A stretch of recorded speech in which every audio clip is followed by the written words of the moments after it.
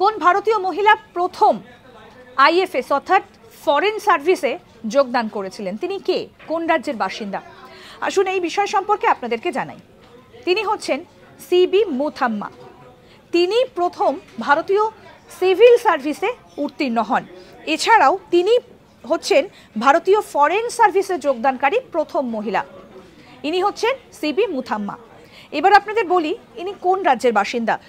24শে জানুয়ারি 1924 সালে বিজয়পেটে জন্মগ্রহণ করেছিলেন, অর্থাৎ কর্ণাটকের বিজয়পেটে জন্মগ্রহণ করেছিলেন সিবি মুথাম্মা, এবং তার মৃত্যু হয় 14ই অক্টোবর 2009 সালে বেঙ্গালোরে 85 বছর বয়সে।